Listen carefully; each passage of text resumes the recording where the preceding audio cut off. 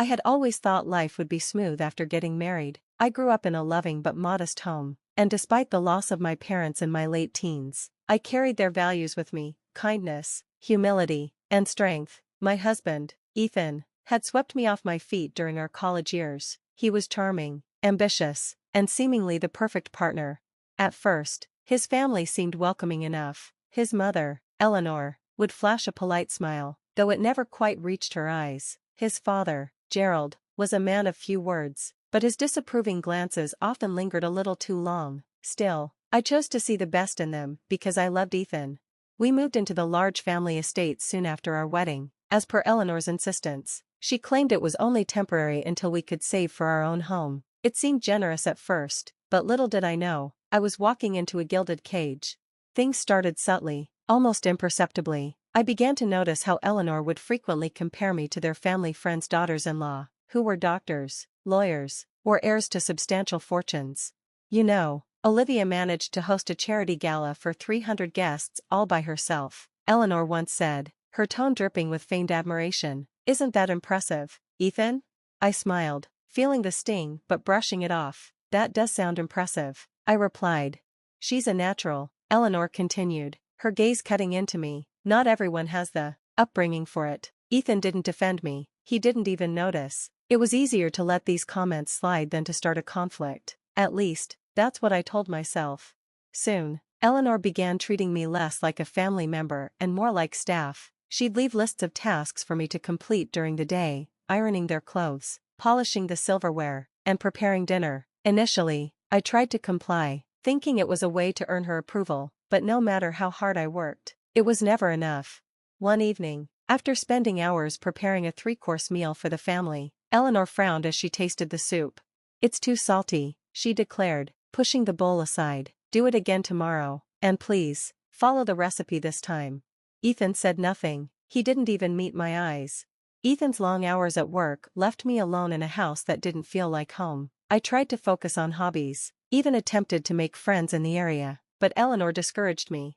"Your place is here," she said one day when I mentioned wanting to join a local art class. "There's plenty to keep you busy at home."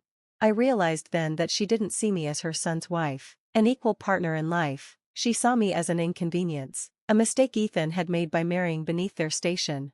But I still held on to hope. I loved Ethan, and I believed he loved me. Surely, he would see how his family was treating me and put a stop to it, wouldn't he? The turning point came during a family dinner. Gerald invited one of his business associates, a powerful and wealthy man named Mr. Hawkins. As we prepared for the evening, Eleanor's instructions became relentless.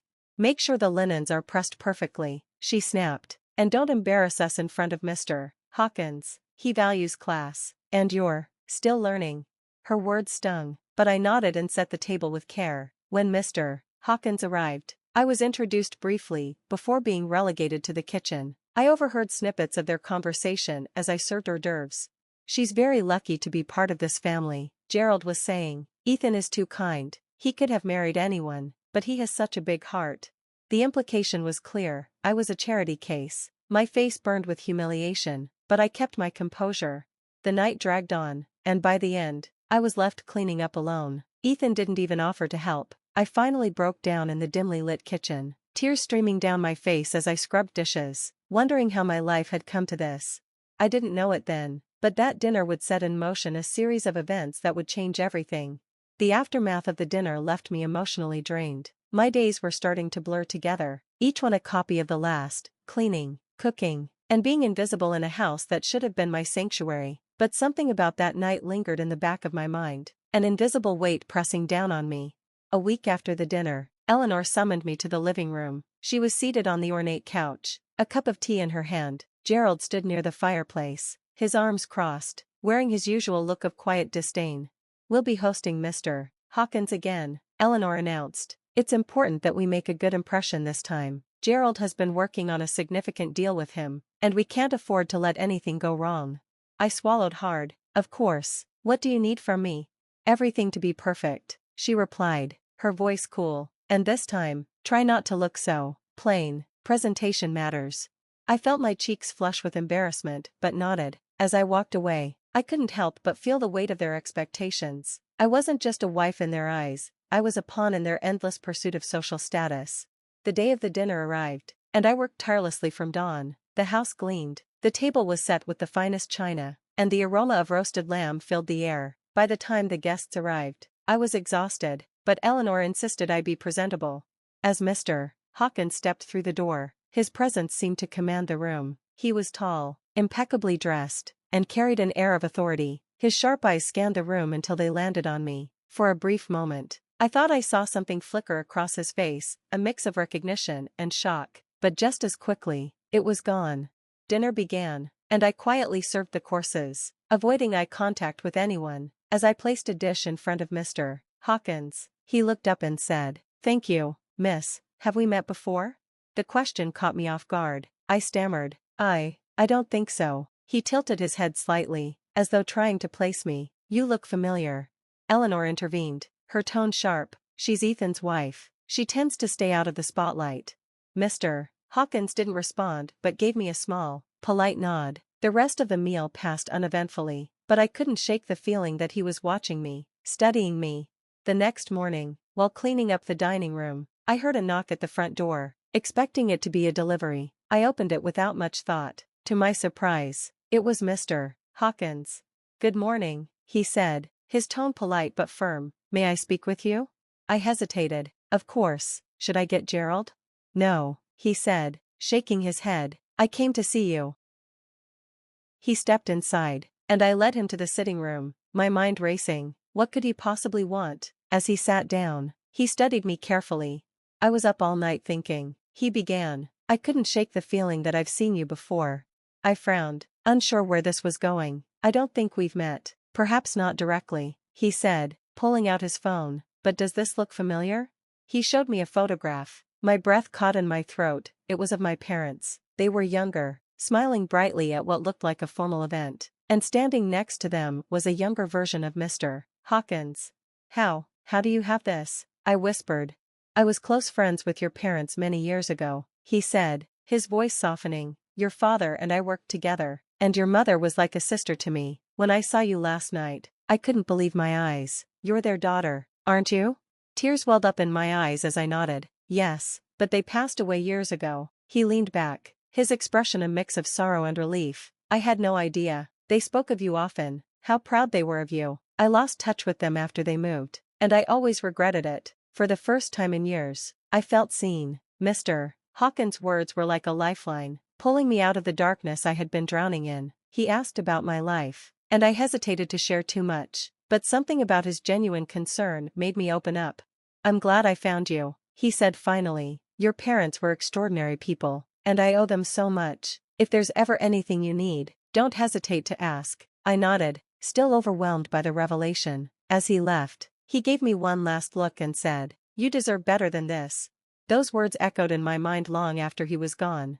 In the days following Mr. Hawkins' visit, I couldn't stop thinking about our conversation. His words lingered in my mind, offering a faint sense of hope. For the first time in what felt like forever, I felt like I wasn't entirely alone in this world. My parents' memory, through him, became a thread connecting me to something greater, a sense of belonging that I had lost. Eleanor, however, wasn't blind to the change in me. While I continued my duties, something about my demeanor must have shifted. One morning, as I was scrubbing the kitchen counters, she approached me with her usual air of superiority.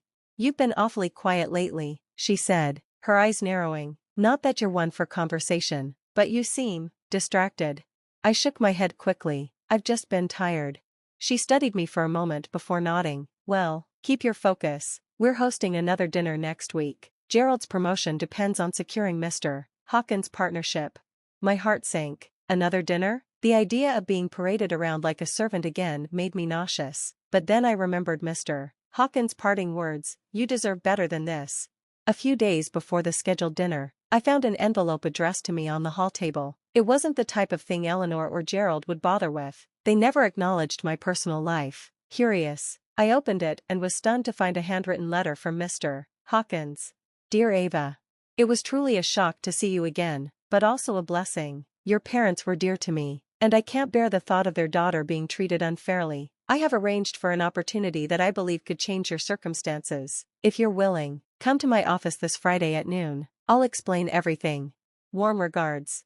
Daniel Hawkins. My hands trembled as I read the letter. Could this really be happening? Was this the lifeline I had been praying for? Friday arrived, and I could barely contain my nerves. I told Eleanor I had errands to run and left the house, clutching the letter like a talisman. As I entered Mr. Hawkins' office building, my heart raced. The receptionist guided me to his office, where he greeted me with a warm smile. "I'm glad you came," he said, gesturing for me to sit. He explained that he had connections in a nearby nonprofit organization that supported women in difficult situations. He believed they could help me build a new life, one where I could rediscover my sense of self-worth and independence. "But there's more," he said, leaning forward. "Your parents left behind a trust fund in your name. I helped them set it up years ago, but I lost track of it when they passed. It's modest, but it's enough to give you a fresh start." Tears streamed down my face as I listened. The idea of starting over felt like a distant dream finally within reach. That evening, I returned home with renewed resolve. I knew Eleanor and Gerald would never let me go easily, they thrived on control. But now, I had something they didn't know about: a plan, a future, and the means to escape. I began quietly packing a few belongings, hiding them in the attic. Each day, I worked discreetly to gather what I would need. The upcoming dinner felt like the perfect cover. While their attention was focused on impressing Mr. Hawkins, I could slip away unnoticed. As the dinner approached, I found myself smiling more often, even humming as I worked. Eleanor noticed but misinterpreted it as compliance. "Good," she said with a rare nod of approval. "You're finally understanding your place." If only she knew. The evening of the dinner arrived, bringing with it a storm of nerves and anticipation. Eleanor was in full command mode, barking orders at everyone to ensure perfection. Gerald, for his part, was too busy rehearsing his business pitch to Mr. Hawkins to notice anything out of the ordinary. I moved about the house methodically, my heart racing with each passing moment. Tonight would be my last night here. Guests began arriving, including Mr. Hawkins, who greeted me with a knowing smile. His presence was a reminder of the escape plan I'd meticulously crafted. The atmosphere in the dining room buzzed with polite chatter and the clinking of glasses. As expected, Eleanor had instructed me to stay in the kitchen, serving dishes and refilling drinks. But Mr. Hawkins wasn't content to let me stay in the shadows. "Ava," he called out when I entered with a platter of appetizers, "why don't you join us? After all, we've got much to talk about." Eleanor's face turned a shade of red I had never seen before. "Oh, there's no need for that," she said hastily, laughing nervously. "She's here to help, not to dine." But Mr. Hawkins wasn't deterred. "I insist," he said, his tone polite but firm. "Ava is like family to me. I won't have her treated otherwise." The room fell silent. Gerald shifted uncomfortably in his chair, while Eleanor sputtered for a response. Reluctantly, they allowed me to sit. I could feel Eleanor's eyes burning into me, but I kept my composure, buoyed by Mr. Hawkins' support. As the meal progressed, the conversation turned to my parents. Mr. Hawkins shared stories about them, how my father had been his closest friend and how my mother's kindness had touched everyone she met. For the first time in years, I felt like they weren't just a distant memory, they were alive in the room, in the words of someone who had truly known them. It was then that Mr. Hawkins dropped the bombshell. "Ava," he said, addressing me directly, "have you told them about the trust fund your parents left for you?" My heart stopped. I glanced at Eleanor and Gerald, whose expressions twisted from confusion to shock. "Trust fund?" Gerald repeated, his voice laced with disbelief. "Yes," Mr. Hawkins continued, turning his gaze to them. "Her parents left her a considerable amount to ensure she'd never have to rely on anyone else. I'm appalled to see how that generosity has been ignored." Eleanor stammered, trying to regain control. We weren't aware. She never mentioned it." I met her gaze for the first time that evening, my voice steady. "Because you never asked." The tension in the room was palpable. Gerald tried to defuse it, laughing nervously. "Well, this is a misunderstanding. Of course, Ava will have access to her funds. Isn't that right, Eleanor?" But Eleanor's veneer cracked. "She's ungrateful. After everything we've done for her, giving her a roof, food, this is how she repays us?" Mr. Hawkins interrupted, his voice calm but firm. "If by roof and food, you mean exploitation and mistreatment, then yes, Eleanor, this is how she repays you, by reclaiming her life." For the first time, I saw Eleanor rendered speechless. Gerald, too, slumped in his chair, his bluster evaporating. After dinner, I quietly gathered the bag I had packed and headed for the door. Mr. Hawkins followed, offering me a ride to the apartment he had arranged for me through his nonprofit connections. As I left, I felt a mixture of emotions: relief, empowerment, and a bittersweet sense of closure. Eleanor and Gerald didn't even try to stop me. They must have realized their grip on me was broken. The next morning, I woke up in a small but cozy apartment, my apartment. For the first time in years, I felt like I could breathe. I started attending workshops at the nonprofit, where I learned skills to rebuild my life. Mr. Hawkins continued to be a mentor, guiding me through the process of managing the trust fund and pursuing my dreams. Most importantly, I began to find myself again. I wasn't just someone's servant or charity case. I was Ava, a woman with a future. Months later, I sat in a small cafe, sipping coffee and reading a book. My life wasn't perfect, but it was mine. The weight of the past had lifted, replaced by a sense of possibility. I thought of my parents often, not with sadness, but with gratitude. They had given me the strength to endure, and now I was finally living the life they had wanted for me. As for Eleanor and Gerald, I heard through the grapevine that Gerald didn't get his promotion. It seemed karma had its own way of balancing the scales.